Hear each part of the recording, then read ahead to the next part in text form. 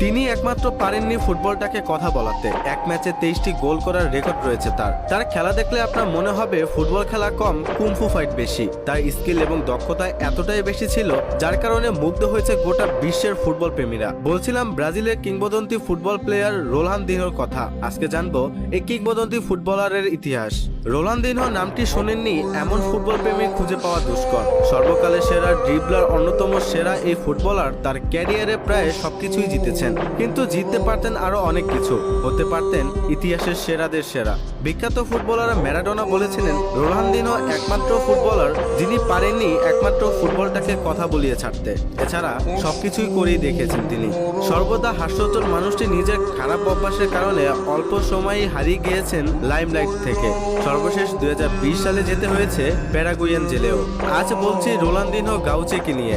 Ronaldinho 1980 সালের 21শে March ব্রাজিলের পোর্তে আলগোরে নামক শহরে জন্মগ্রহণ করেন। ছোটবেলা থেকে তিনি বিচ ফুটবলার আর অ্যারিনা সকারের প্রতি আকৃষ্ট হয়ে পড়েন। এখান থেকে তার ফুটবলের প্রতি প্রেম শুরু বলা হয়। ফুটবল ক্যারিয়ারে খেলেছেন অ্যাটাকিং মিডফিল্ডার ও ফরওয়ার্ড হিসাবে। রোনালদিনহো প্রথম মিডিয়ার নজরে আসেন 13 বছর বয়সে, যখন তিনি এক লোকাল টিমের সাথে একাই 23টি গোল স্কোর করেন। তিনি তার ইউথ ক্যারিয়ার কাটান গ্রেমিও নামক ক্লাবের সাথে, আর 1998 সালে তার প্রফেশনাল ফুটবল ক্যারিয়ার শুরু করেন। 1997 সালে ফিফা অনূর্ধ্ব-17 বিশ্বকাপ এবং সাউথ আমেরিকান অনূর্ধ্ব-17 চ্যাম্পিয়নশিপ বিজয় দলীয় অন্যতম সদস্য ছিলেন তিনি, এবং এর মাধ্যমে বিশ্বকে জানিয়ে দেন তার আগমন বার্তা।